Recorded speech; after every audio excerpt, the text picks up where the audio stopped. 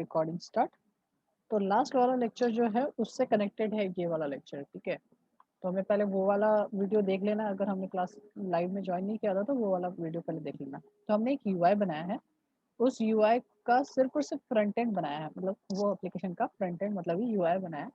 अभी हम क्या करेंगे, उसको कनेक्ट करना सीखेंगे किसके साथ, हमारे जेडीबीसी के साथ, और उसको कनेक्ट करेंगे हमारे बैकएंड के साथ, मतलब ही हमारे डेटाबेस के साथ।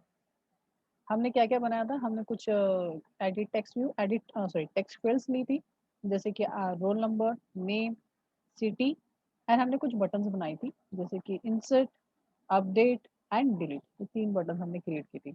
हम क्या करेंगे, अभी इन बटन में कोई फंक्शनलिटी नहीं है, कुछ भी नहीं है। अभी हम करेंगे, यहाँ पे हम यूज़ करेंगे एपीआई, जो कि हम यूज़ करते हैं, अगर डेटाबेस के साथ यूज़ करना है तो हम यूज़ करते हैं जेडीबीसी, एंड देन जेडीबीसी के through, that is nothing but API, हम कम्युनिकेट करेंगे हमारे डेटाबेस के साथ, और फिर हमारे ये जो डेटा है उसको डेटाबेस में स्टोर करेंगे। चलो स्टार्ट करते हैं। अभी तक हमारा क्या हो चुका है क्लास में, हमने सिर्फ यूआई क्रिएट किया है, ना ही कनेक्शन क्रिएट किया, ना ही हमारा डेटाबेस में कोई एंट्री या फिर डिलीट वगैरह हो रहा है। तो हमें आज के टॉपिक में, आज के डे में ये हम पूरा कंप्लीट करेंगे एप्लीकेशन। इसको डाल देते हैं नीचे और जाके देखते हैं कि हमारा कितना यूआई कंप्लीट हुआ था। तो चलते हैं माई यूआई, ये हमने बनाया था शायद, ये माई यूआई 22। लेट्स सी, ओपन करके एक बार रन करके देख लेते हैं, एंड रन, एंड हाँ, तो हमने कुछ इस तरीके से इतना बनाया था, ID, student ID, name and address. अब इस चीज़ को मैं क्रॉस चेक करने के लिए मैं मेरे डेटाबेस को भी ओपन कर लेता हूँ, और मैं देख लेता हूँ कि कौन से डेटाबेस के साथ मैं कम्युनिकेट करने वाला था, और उस डेटाबेस के उस टेबल में उतने नंबर ऑफ कॉलम्स है क्या, मतलब आईडी, नेम एंड ये कॉलम्स हमारे पास अवेलेबल है क्या। ओके, अनसपोर्टेड है, कोई बात नहीं, ये नेक्स्ट टाइम आना नहीं चाहिए, तो यहाँ पे चेक करके ओके कर दो। ओके, यहाँ पे ये हम ये वाला यूज़ करें, दैट इज रूट, और यहाँ पे जो पोर्ट नंबर है 3306 वाले को यूज़ करें, तो मैं इसको ओपन करूँगा। 2 सर्वर से मेरे पास 2 लोकल इंस्टेंस क्रिएट कर करके, तो मैं ये 3306 वाला कर रहा हूँ। इसका पासवर्ड मैंने ABC123 रखा है, जो हम नॉर्मली यूज़ करते हैं, ठीक है। और यहाँ पे हम क्या करते हैं, ओके, वेट करते हैं, डेटाबेस को ओपन होने देते हैं।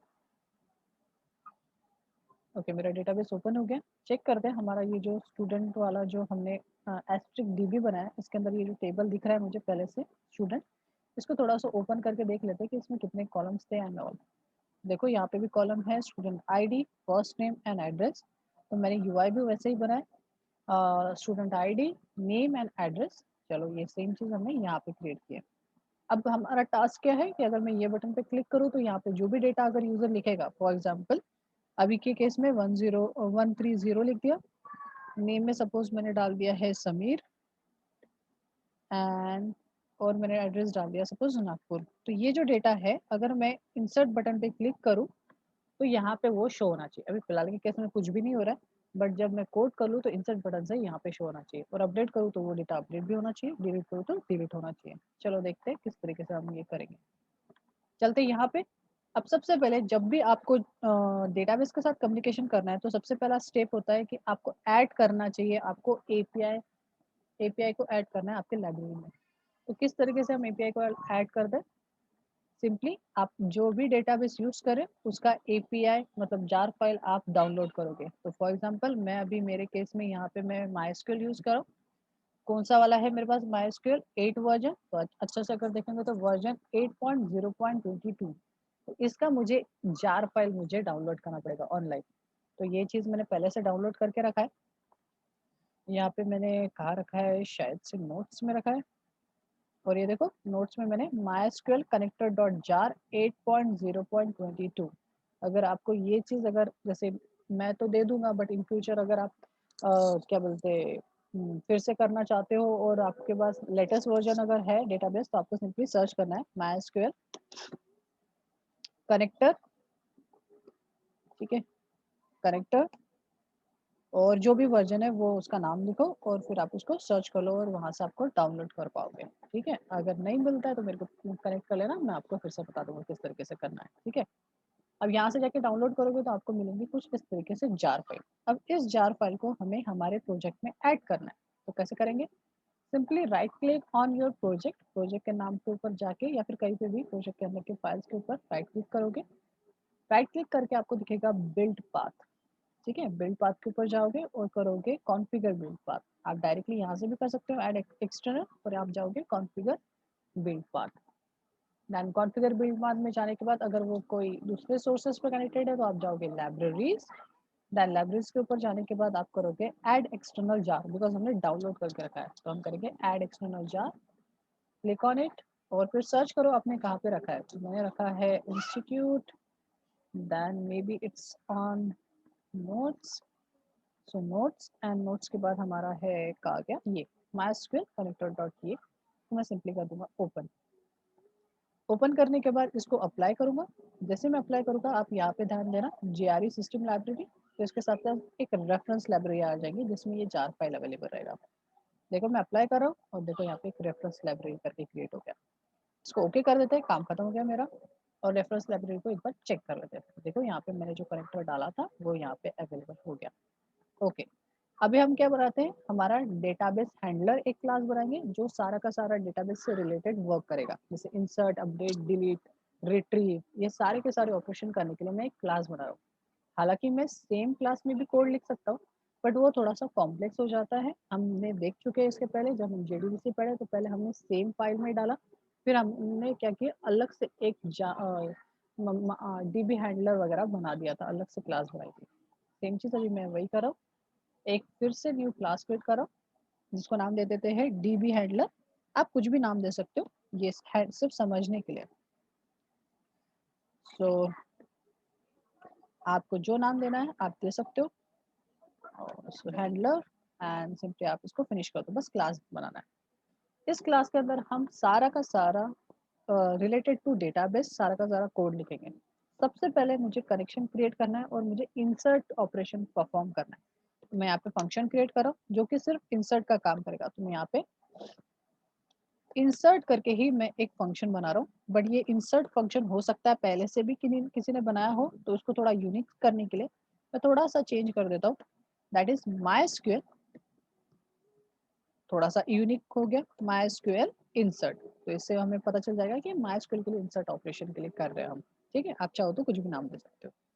यहाँ पे मैं पूरे 5 स्टेप जो मैंने JDBC के वक्त बताया था वो सारे 5 स्टेप्स मैं यहाँ पे यूज करूंगा। सबसे पहला स्टेप, तो यहाँ पे मैं स्टेप भी लिखते जाता हूँ। ये एक ही बार करूंगा, बाकी फिर मैं कॉपी पेस्ट कर दूंगा लास्ट वाले क्लास में से, मतलब हमने लास्ट टाइम जो बनाया था उसी चीज को मैं कॉपी पेस्ट कर दूंगा। Step 1, first one is called as registering a driver. अगर याद होगा तो पहला स्टेप होता है JDBC में हमेशा रजिस्टरिंग अ ड्राइवर। ड्राइवर को रजिस्टर करने के लिए हमारे पास एक क्लास है जिस क्लास का नाम ही क्लास है। तो क्लास का क्या नाम क्लास है, तो ये क्लास क्यों यूज करते हैं, बिकॉज इसके अंदर एक मेथड है that is called as for name. अच्छा, ये क्लोज कर दो। ओके, इसके अंदर एक मेथड है फॉर नेम। अब फॉर नेम मेथड क्या करती है, ड्राइवर को रजिस्टर करने के लिए यूज होता है। अब ड्राइवर को रजिस्टर करना मतलब उसका पैकेज नेम बताना, कि पैकेज का नाम बता दो कि ड्राइवर कहाँ पे अवेलेबल है JDBC का, तो हमने ड्राइवर को रजिस्टर कर दिया।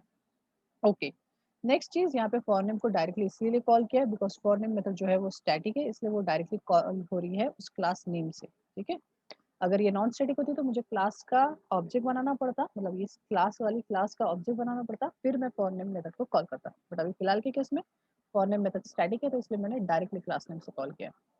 इसके अंदर एज आर्गुमेंट में डालूंगा मेरे ड्राइवर का नाम और उसका पैकेज। तो अगर मैं जाके देखूं जो मैंने जार फाइल डाली है उसमें ड्राइवर जो है वो कहाँ पे स्टोर्ड है। मैंने इसको एक्सटेंड किया, यहाँ पे मुझे दिख रहा है com.mysql.cj। तो मैं इसको थोड़ा सा एक्सटेंड करके चेक करता हूँ कि ड्राइवर करके क्लास उसके पास कहीं अवेलेबल है क्या। नीचे नीचे करके कहीं मुझे ड्राइवर करके क्लास दिखती है क्या, बिकॉज मुझे अभी फिलहाल ड्राइवर क्लास की जरूरत है। तो मुझे ये वाले पैकेज में नहीं मिला, तो मैं इसको बंद कर दूंगा और मैं दूसरे क्लासेस में सर्च करूंगा। यहाँ पे मुझे दिख रहा है CJ JDBC, that is com.mysql.cj.jdbc। चलो इसको एक्सटेंड करके हम देखते हैं। हाँ, तो यहाँ पे मेरा ड्राइवर क्लास अवेलेबल है। हालांकि मैंने 2 ही अटेम्प्ट में मैंने ये सर्च कर लिया, कभी कभी आपको हो सकता है कि पूरे पैकेजेस ढूंढना पड़े, पर आपको वो चीज़ करना पड़ेगा। अभी मैं हमेशा करके उसने मुझे पता है कि वो कौन से पैकेज के अंदर होगा। सो कॉम डॉट अगर नहीं भी मिलता है तो गूगल हमेशा हमारे काम में आएगा, गूगल जाके कर सकते हैं कि कौन से पैकेज में अवेलेबल है, आपको पता चल जाएगा उस वर्जन की jar file. So com.mysql.cj.jdbc and then driver, कुछ इस तरीके से मुझे पूरा पाथ डालना पड़ेगा। तो मैं यहाँ पे डालूंगा सो कॉम एग्जैक्टली मैच करते हुए लिखना है। कोई कैपिटल नहीं, कोई स्मॉल नहीं, एग्जैक्टली जैसे है वैसे। com dot mysql dot cj dot jdbc, okay, and dot driver class का नाम, तो उसका ड्राइवर क्लास का नाम क्या है, ड्राइवर। ओके, इतना देना है। देखिए यहाँ पे आप टर्मिनेट कर दो।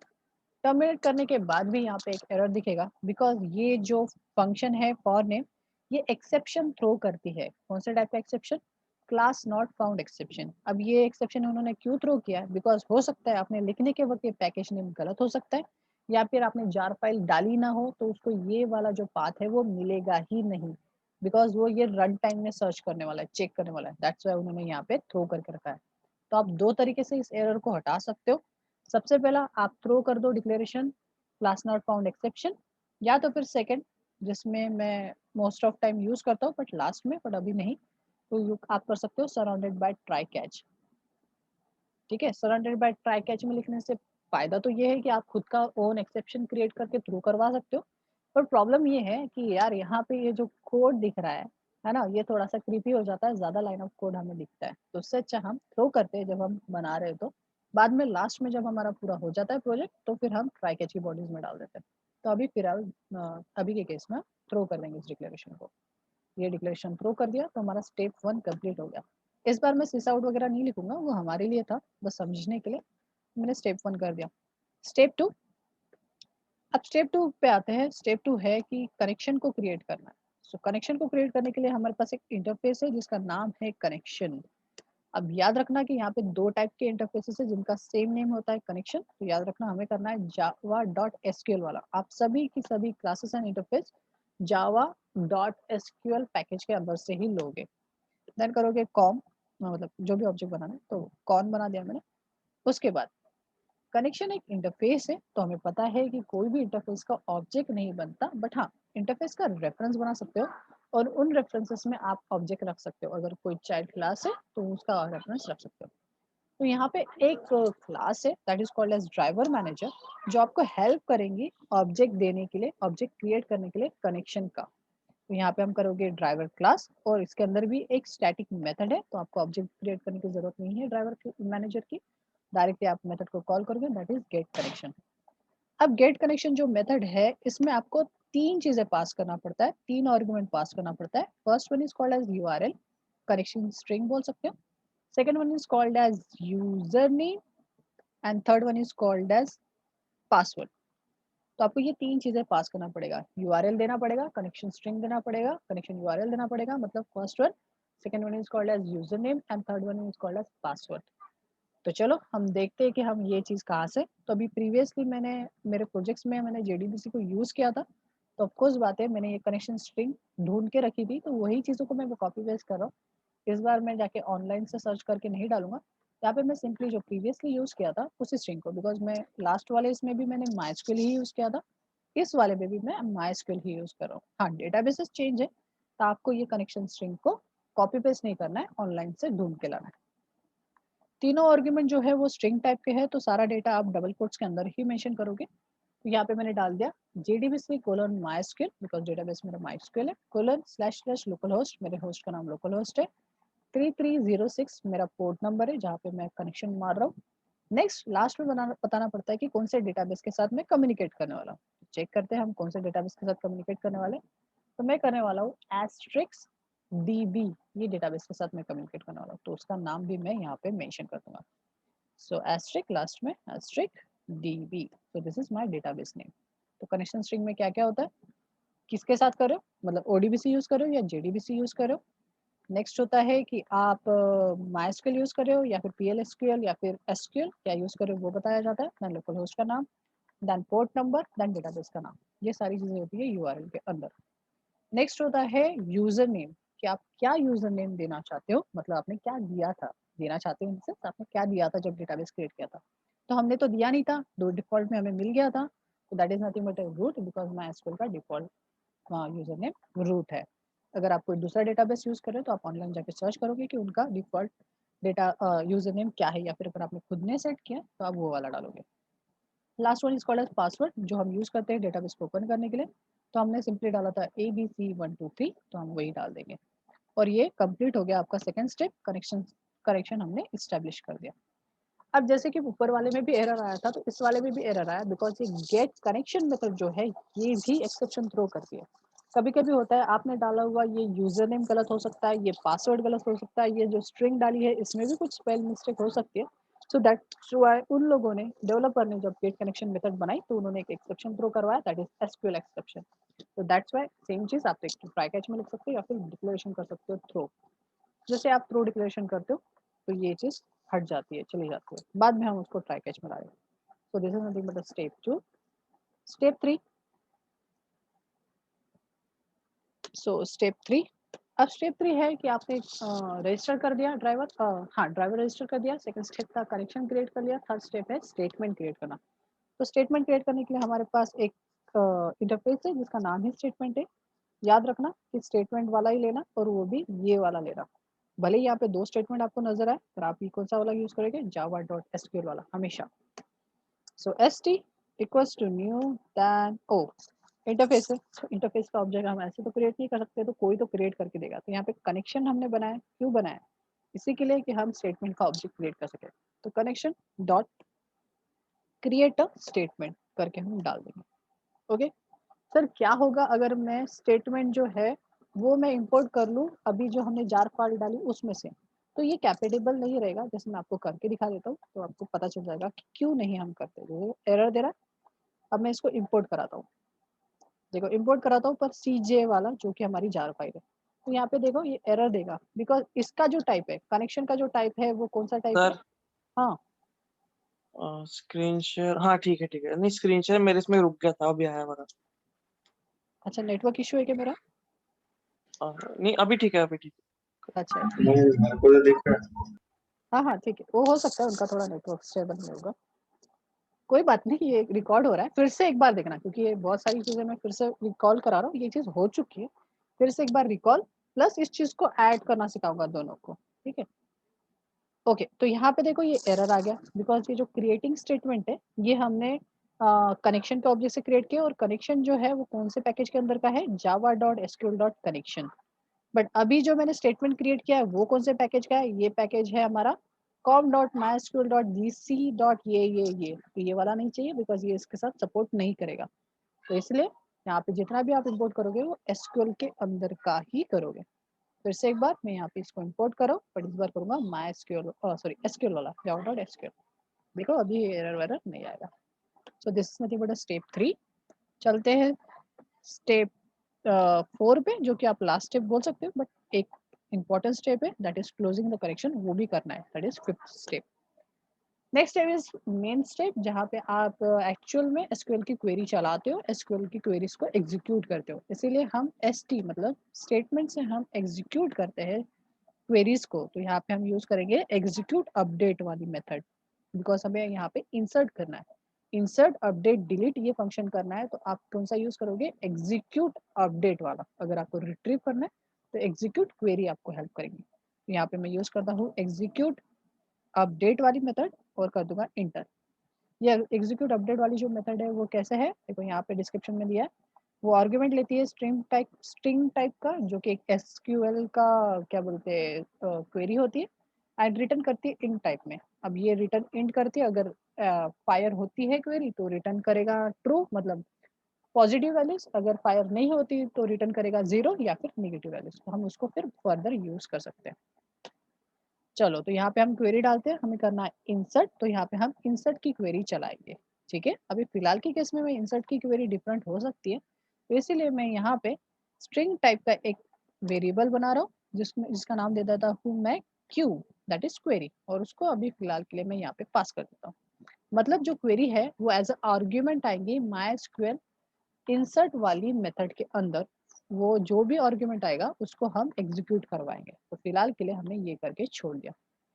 नेक्स्ट, अब वो रिटर्न करने वाली है, जैसे एग्जीक्यूट जो मेथड है वो रिटर्न करती है इन टाइप में। अगर ये क्वेरी जो भी क्वेरी रहेंगी वो अगर इंसर्ट होती है, एग्जीक्यूट होती है, तो हम उस चीज को पता करने के लिए हम इसका रिटर्न टाइप जो है इंट उसको यूज कर सकते हैं। तो मैं ए में उसको होल्ड करूंगा और चेक करूंगा कि ए के अंदर जो वैल्यू है, कैसे चेक करेंगे, इफ की कंडीशन से। ओ इफ, अरे इफ की कंडीशन से चेक करेंगे कि अगर ए की वैल्यू जो है वो ग्रेटर है 0 से, मतलब मेरी जो क्वेरी है वो चल चुकी है। तो यहाँ पे हम क्या करेंगे कि हम लिख सकते हैं कुछ सिस आउट वगैरह, बट अभी फिलहाल के केस में हम जो यूज कर रहे हैं वो है यूआई। तो यूआई में हम यूआई में शो करवाएंगे, ठीक है। अब फिलहाल के केस में मैं सिस आउट कर रहा हूँ बिकॉज अभी फिलहाल मैंने सोचा नहीं कि मैं किस तरीके से करूंगा। तो यहाँ पे मैं बस लिख लूंगा इंसर्ट डेट, बाकी हम बाद में सोचेंगे कि किस तरीके से करेंगे। अगर नहीं होता है, कुछ खुदा ना खास्ता कुछ प्रॉब्लम आ जाती है, तो हम क्या करेंगे एल्स में भी लिख देंगे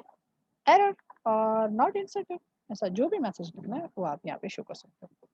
हालांकि कभी भी हम जब एप्लीकेशन यूज करते हैं तो हम यूआई सॉरी कंसोल में जाके नहीं सर्च करते कि एरर आ रहा है कि क्या आ रहा है, वहीं पे हमें पॉपअप में दिख जाता है कि यार एरर आया है या नहीं आया। अभी के केस में हम कर रहे हैं, तो यहाँ पे लिख देता हूँ नॉट इंसर्टेड। चलो हमने ये कर दिया। अभी सिर्फ इतना ही काम है कि ये जो मेथड है इसको कॉल करना है। अगर ये मेथड को मुझे कॉल करना है तो मुझे MyDB हैंडलर का बनाना पड़ेगा ऑब्जेक्ट। तो सेव कर दे, ये चीज को जो मैंने ओपन किया था इस चीज को मैं करता हूँ क्लोज एंड चलते हैं हमारा यूआई वाले पोर्शन पे, इसको करते हैं सेव। अब मुझे MyDB के अंदर मैंने उस क्लास के अंदर जो भी मैंने कोड लिखा था, ये कोड को मुझे कॉल करना है, यूज करना है। तो मैं क्या करूंगा सिंपली, अगर मुझे इंसर्ट बटन पे अगर यूज करना है तो मैं इंसर्ट बटन के इवेंट के अंदर उस मेथड को कॉल करूंगा। अब देखिए मेरे पास इंसर्ट की एक बटन है, डिलीट की एक बटन, अपडेट की एक बटन है और डिलीट की एक बटन है। ऐसे करके मेरे पास 3 बटन है, इंसर्ट अपडेट डिलीट, ठीक है। B1, B2 and B3। B1 is for insert, B2 is for update and B3 is for delete. तो तीनों के लिए मैं यहाँ पे एक्शन लिस्नर क्रिएट कर देता हूँ, मतलब सिंपली कॉपी पेस्ट कर देता हूँ, कॉपी एंड और एक बार पेस्ट बिकॉज डिलीट के लिए भी हो जाएगा। और यहाँ पे मैं सिंपली कर दूंगा 3। ओके, तो first one is called as insert, तो मैं यहाँ पे कमेंट में लिख लेता हूँ। सो ये इंसर्ट का है, तो हम यहाँ पे अब मुझे वो जो मेथड है माई एसक्यूएल इंसर्ट मेथड को मुझे यहाँ पे कॉल करना है। अब मुझे यहाँ पे कॉल तो करना है पर उसके लिए मुझे MyDB हैंडलर का ऑब्जेक्ट लगेगा। अगर मैं MyDB हैंडलर का ऑब्जेक्ट जैसे MyDB हैंडलर या DB हैंडलर लिखा है, sorry DB, D capital and DB handler. अगर मैं DB हैंडलर का ऑब्जेक्ट अगर मैं इवेंट के अंदर क्रिएट करूंगा तो मुझे नेक्स्ट टाइम फिर से क्रिएट करना पड़ेगा DB हैंडलर का ऑब्जेक्ट। कहाँ पे, अगर मुझे इसके अंदर कॉल करना है तो मुझे इस B वाले ऑब्जेक्ट को फिर से क्रिएट करना पड़ेगा। फिर से अगर थर्ड वाले इसमें करना है तो फिर से क्रिएट करना पड़ेगा, बिकॉज ये मैंने डिक्लेयर किया वो किसी फंक्शन के अंदर। और हमने सीखा है कि अगर हम कोई भी वेरिएबल या फिर कोई ऑब्जेक्ट फंक्शन के अंदर डिक्लेयर करते हैं तो उनका स्कोप वहीं तक होता है, आप बाहर से उसको कॉल नहीं कर सकते। इसीलिए मैं इसको किसी इवेंट के अंदर ना क्रिएट करते हुए इसको ग्लोबली मतलब बाहर डिक्लेयर करूंगा, जिसके वजह से मैं यहाँ पे इस क्लास का सॉरी इस इवेंट के अंदर भी यूज कर सकूंगा, इसके अंदर भी यूज कर सकूंगा और नीचे में जो एक्शन है उसके अंदर भी कर सकूंगा, मतलब तीनों के अंदर, बिकॉज 3 मेथड बनाएंगे और तीनों मेथड को हम कॉल कर सके। यहाँ पे मुझे इंसर्ट करना है तो मैं यहाँ पे इंसर्ट वाली मेथड को कॉल करता हूँ, दैट इज बी डॉट। अब बी ना करते हुए मैं यहाँ पे लिख लेता हूँ DB, बिकॉज डेटाबेस से रिलेटेड काम कर रहा है इसलिए। सो मैं यहाँ पे कॉल करूंगा DB डॉट इंसर्ट। सो माई स्क्वेयर इंसर्ट करके हमने लिखा था, ये मेथड को मैंने कॉल कर लिया। ये जो मेथड है अगर मैं दिखाऊं तो मैंने यहाँ पे एक आर्गुमेंट पास करूंगा ऐसा बोला था, जो कि एक क्या रहेगी क्वेरी, और उसी क्वेरी को मैं यहाँ पे इंसर्ट कर दूंगा मतलब एग्जीक्यूट करा दूंगा। तो मुझे वहां से एक क्वेरी को पास करना पड़ेगा। तो चलो करते, सबसे पहले तो उस क्वेरी को क्रिएट करना पड़ेगा, जनरेट करना पड़ेगा। तो देखो मैं यहाँ पे करता हूँ स्ट्रिंग। सो क्वेरी है तो क्यू ले लेता हूँ, जैसे मैंने वहां पे भी क्यू लिया था यहाँ पे भी क्यू, दूसरा नाम भी रख सकते हो। तो मुझे करना है इंसर्ट, तो मैं लिखना चालू करता हूँ इंसर्ट की क्वेरी, इंसर्ट इनटू कौन से वाले डेटाबेस में करना है, तो मुझे करना है एस्ट्रिक के जिसके अंदर है स्टूडेंट करके टेबल। चेक करा के दिखा देता हूँ कि एस्ट्रिक DB के अंदर स्टूडेंट नाम का एक टेबल है। तो यहाँ पे हम वापस चलते हैं और इंसर्ट इनटू स्टूडेंट, देन उसके बाद हमें वैल्यूज बतानी होती है। तो मैं यहाँ पे लिखूंगा वैल्यूज एंड मैं एक एक करके वैल्यूज पास करना चालू करूंगा। अगर मैं यहाँ पे हार्ड कोडेड वैल्यूज डालूंगा तो आपको पता है कि वही वैल्यू होती रहेंगी, इंसर्ट होते रहेगी, बट मुझे वैसा नहीं है। यूजर ने जो वैल्यू डाला है वो वैल्यू मैं चाहता हूँ कि यहाँ पे सेंड हो। तो हम देखते हैं कौन से कॉलम है। तो पहला कॉलम है स्टूडेंट ID जो कि इंटीजर टाइप का है। सेकंड कॉलम जो है वो है नेम जो कि स्ट्रिंग टाइप का होगा या फिर वैरचर टाइप का। देखो यहाँ पे ये इन टाइप का है, ये है और ये, तो वो चीज़ें हम यहाँ पे भी देख सकते हैं। देखो स्टूडेंट आईडी जो है वो इन टाइप का है, नेम फर्स्ट नेम जो है वो varchar टाइप का है और एड्रेस जो है वो भी varchar टाइप का है, मतलब 2 स्ट्रिंग है और एक इंटीजर है। तो हम वैसे ही क्वेरी को बनाएंगे। तो सबसे पहले जो चाहिए मुझे इंटीजर, तो मैं क्या करूँगा यहाँ पे क्रिएट करूँगा इंटीजर नंबर। तो इंटीजर स्टूडेंट आईडी, ये मैंने इंटीजर वेरिएबल क्रिएट किया या फिर आईडी भी लिख सकते थे। और हमें जो डेटा मिलने वाला है वो कहाँ से मिलने वाला है, इस यूआई के थ्रू, मतलब ये टेक्स्ट व्यू पे जो भी यूजर डालेगा उसको मैं होल्ड कराऊंगा इसके अंदर। वो कैसे करेंगे चलो देखते हैं। तो इसको साइड रखते हैं और लिखेंगे हम ऊपर में देख के आ जाते हैं। क्या नाम दिया था हमने टेक्स्ट फील्ड को, so this is text field TF ID. तो टीएफ आईडी लिया था, TF name and TF address. तो फिलहाल के लिए तो आईडी के लिए कर रहे हैं। हम नीचे आएंगे फिर से और यहाँ पे लिखेंगे टीएफ, आ गया टीएफ आईडी एंड करेंगे gate text, gate text because मुझे टेक्स्ट चाहिए। बट ये जो टेक्स्ट है गेट टेक्स्ट, ये रिटर्न करता है स्ट्रिंग फॉर्म में। देखो स्ट्रिंग फॉर्म में, बट मुझे चाहिए इंट में। तो आपने इतना तो सीख लिया कि अगर स्ट्रिंग में है और इंटीजर में चाहिए तो हम यूज करते हैं wrapper classes that is called as integer dot parse int, और हम उसको सिंपली टाइप कास्ट कर देते हैं स्ट्रिंग से इंटीजर। बिकॉज गेट टेक्स्ट जो मेथड है वो स्ट्रिंग में दे रही है और हमारा जो वेरिएबल है स्टूडेंट आईडी वो एक इंटीजर टाइप का है। Okay, next one is called as string. तो यहाँ पे तो मुझे कन्वर्ट करने की जरूरत नहीं पड़ेगी, दैट इज नेम। तो मैं यहाँ पे नेम ले लिया इक्वल्स टू, अब यहाँ पे मैं डायरेक्टली करूँगा T F name and dot gate text, because ये तो स्ट्रिंग में ही है और स्ट्रिंग में ही है तो मुझे कन्वर्ट करने की जरूरत नहीं। Next one is called as string address and equals to, क्या है टी एफ एड्रेस है शायद, एड्रेस डॉट गेट टेक्स्ट। हाँ थोड़ा गलती से मेरा नेम हो गया, नेम नहीं चाहिए मुझे चाहिए गेट टेक्स्ट। नेम करोगे तो उसका जो भी आपने नाम रखा था टीएफ नेम ये प्रिंट होगा, मुझे वो प्रिंट नहीं करना है, मुझे एक्चुअल नेम चाहिए। तो यूजर ने जो भी कुछ डेटा डाला है वो user ID name and address में अप्रोप्रिएटली उन वेरिएबल्स में आ जाएगा। अब उन वेरिएबल्स को हम यहाँ पे पास करेंगे। तो प्लस करके मैं सबसे पहले तो स्टूडेंट आईडी पास कर देता हूँ जो कि इंटीजर टाइप में।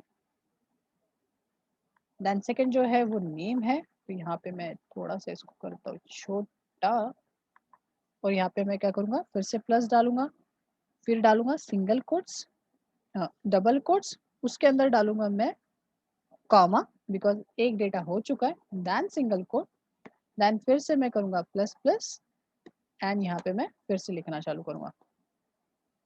ओके तो यहाँ पे हमें सेकंड जो डेटा है वो क्या चाहिए नेम, तो मैं यहाँ पे डाल दूंगा नेम, फिर से कंटिन्यू डबल कोट्स, इस चीज को हटा देता हूँ, इसको थोड़ा मैं इधर कर देता हूँ।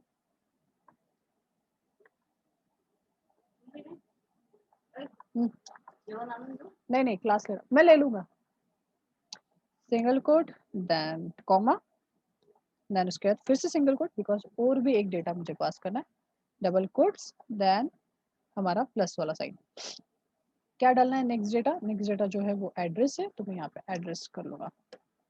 अब ये हो गया, उसको फिर से कर देंगे प्लस डबल कोट्स, इसमें सिंगल कोट एंड देन उसके बाद हम राउंड प्रोसेस को कंप्लीट कर देंगे। कोई बात नहीं 10 मिनट बचा है, फिर से एक सेशन स्टार्ट करेंगे। अब डबल कोट्स कर लिया तो ये मैंने क्या किया इंसर्ट की क्वेरी क्रिएट किया जिसमें हमने यूजर से लिया हुआ डेटा को पास किया, स्टूडेंट आईडी नेम एड्रेस और ये पूरा कर लिया। अब इसके बाद हम इसको कर देंगे टर्मिनेट। तो ये हो गया मेरा क्वेरी क्रिएट, क्वेरी क्रिएट हो गया। अब यहाँ पे मैंने क्यू को पास कर दिया। स्टिल मैंने क्वेरी क्रिएट करने के बावजूद ये मुझे एरर दे रहा है बिकॉज हमने यहाँ से MyDB हैंडलर से 2 एक्सेप्शन को थ्रो किया है हमारे फंक्शन से। तो ऑफकोर्स बात है अगर यहाँ पे हैंडल नहीं किया तो हमें यहाँ पे हैंडल करना पड़ेगा। तो ठीक है यहाँ पे मैं इस बार ट्राई एंड कैच की बॉडीज में कर देता हूँ, that is multiple try catch. आप ऐसा भी कर सकते हो या फिर एक एक ट्राई कैच भी बना सकते हो जिसमें 2 कैच बॉडी आपको नजर आएंगी अलग अलग एंड एक ट्राई बॉडी नजर आएंगे, मतलब आप इंडिविजुअल स्टेटमेंट अलग अलग स्टेटमेंट क्रिएट कर सकते हो, एरर्स दिखा सकते हो। बस अब ये हो गया, अब ये हमारा हो गया यहाँ वाला ये काम। अब हम एक बार रन करके चेक करते हैं कि सच में हो रहा है क्या। अरे हाँ, अभी फिलहाल जब इंसर्ट होगा तो हमारे को कहाँ पे दिखेगा, कंसोल पे दिखेगा कि डेटा इंसर्ट हो रहा है या नहीं हो रहा है, हमें यूआई में कोई इफेक्ट नहीं गिरेगा।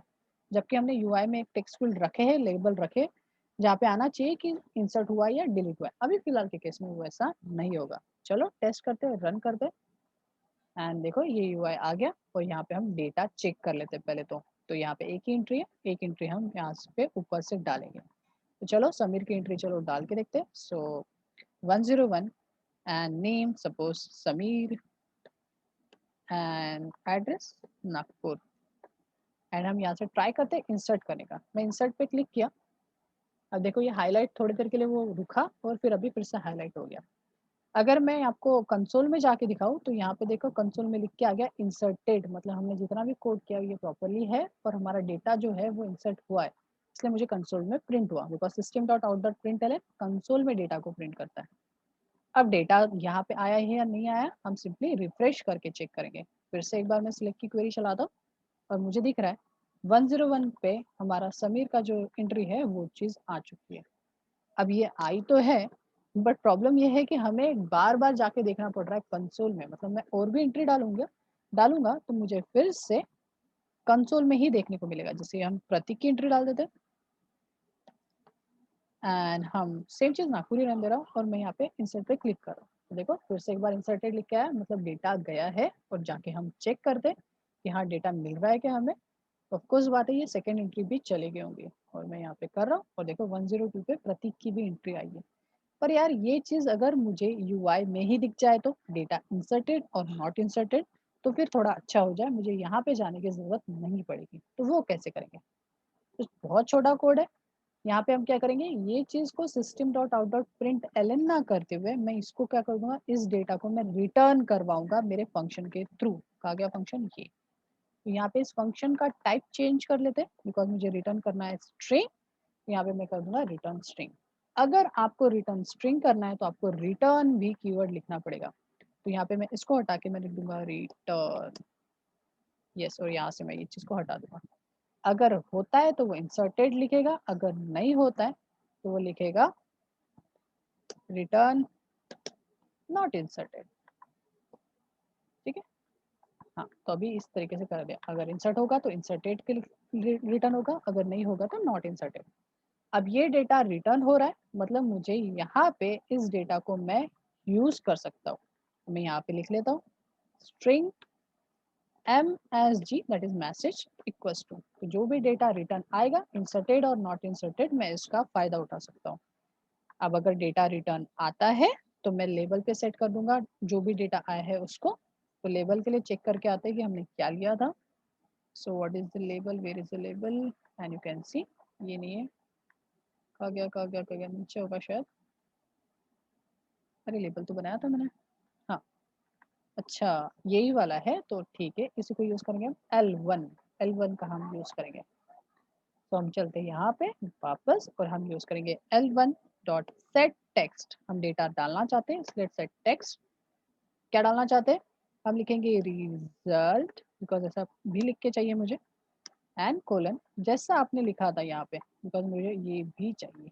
ऐसा कैसा, या तो फिर कॉपी पेस्ट कर लो क्योंकि यूजर को समझ में नहीं आना चाहिए, इसलिए उसको कॉपी पेस्ट कर लो और यहाँ पे डाल दो। वैसे तो एग्जैक्ट लिखा था पर ठीक है। एंड देन उसके साथ MSG जो वहाँ से मैसेज आ रहा है उसको आप कॉन्केट मार दो।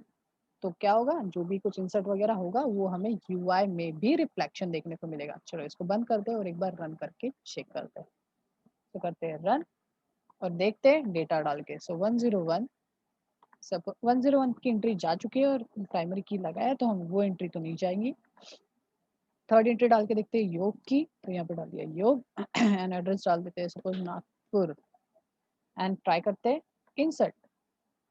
डेटा इंसर्ट हो रहा है और लिख के आ गया रिजल्ट इंसर्टेड। तो ये देखो यहाँ पे अभी हमें आउटपुट भी मतलब दिख रहा है। अब हमने यहाँ पे इंसर्ट हमें प्रिंट नहीं किया था तो यहाँ पे कुछ नहीं आ रहा है, हमारे यूआई में ही हमें दिखा रहा है बिकॉज आपने जो भी एप्लीकेशन दिया होगा वहाँ पे सारा यूआई में दिखता है, कोई भी कंसोल में जाके नहीं दिखता है कि आज डेटा जा रहा है या नहीं जा रहा है।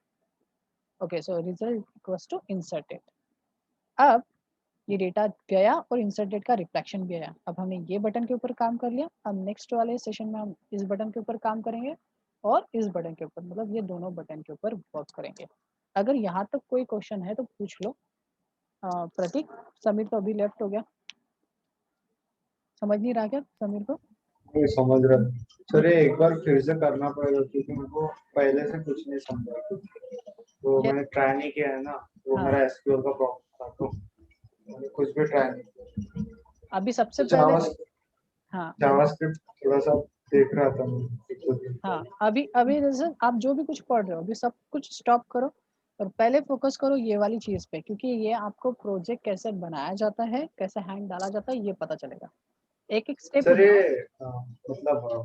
ये ये वेब एप्लीकेशंस है ना, अपन फुल स्टैक में सारा चीज पढ़ेंगे, वेब एप्लीकेशन पे, हाँ वेबसाइट डिजाइनिंग। वेबसाइट डिजाइनिंग होगा ना जावा के थ्रू।